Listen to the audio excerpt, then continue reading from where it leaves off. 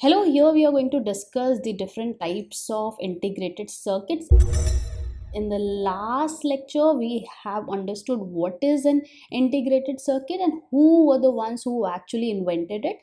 Now, the classification of integrated circuits can be done in different categories, right? The main classification which we are going to focus on is this one, which is based on number of transistors. So integrated circuit based on the number of transistor can be classified as SSI ICs, MSI ICs, LSI ICs, and VLSI ICs. In a short while, I'm going to tell you the full form of all these and what exactly it means. Now, again, based on application, we can categorize our integrated circuit as analog ICs, digital ICs, and mixed signal ICs. And based on technology, we have monolithic technology ICs and hybrid technology ICs. Now, let's talk about this category.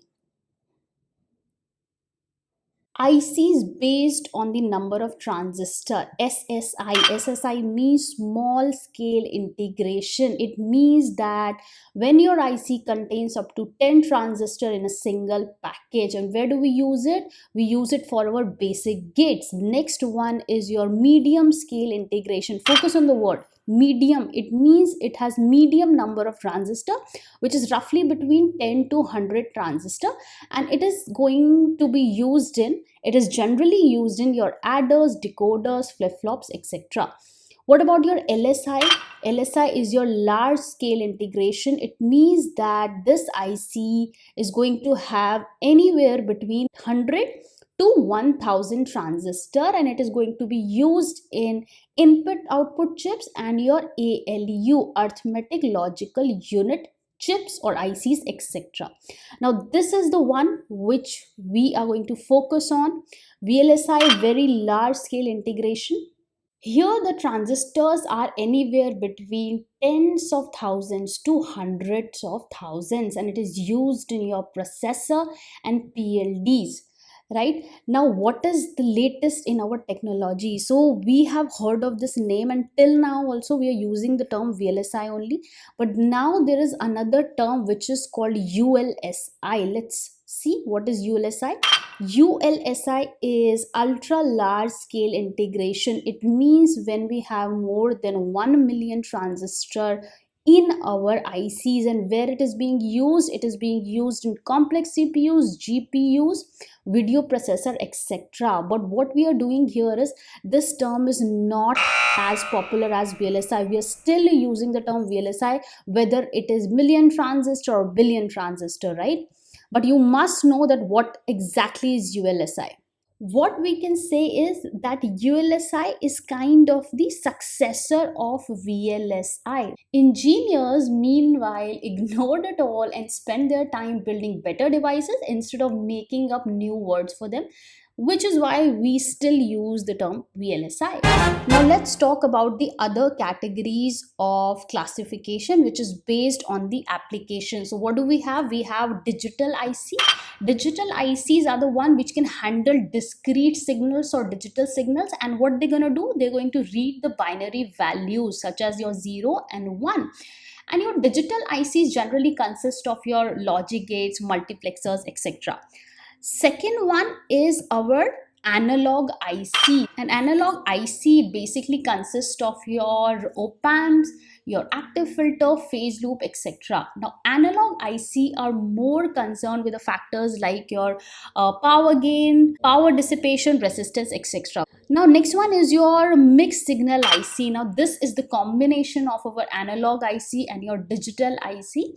Now the mixed type of IC, it either performs the analog to digital conversion or digital to analog conversion, and it is designed to operate on both the type of signals. So the next category is ICs based on technology. So we have monolithic technology and we have hybrid technology. What does this term means? Monolithic, it's a Greek word. Mono means single and lithos means, in Greek it means stone. So as the name suggests, monolithic IC means single stone or a single crystal.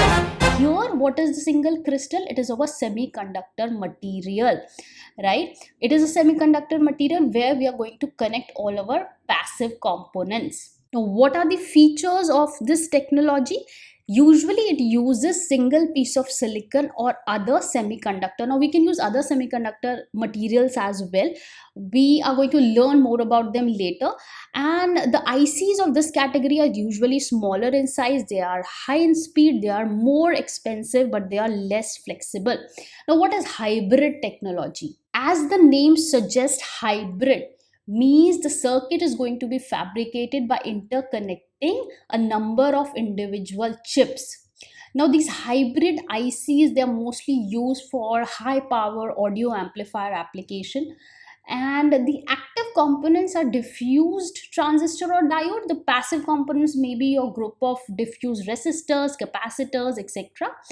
And the interconnection between the individual chips is made by wiring process, or we call it metallized pattern. What are the other features of hybrid technology IC? They are fabricated by connecting multiple individual chips, like I told you. Now, the material usually is ceramic substrate, but we are also using other types of material as well.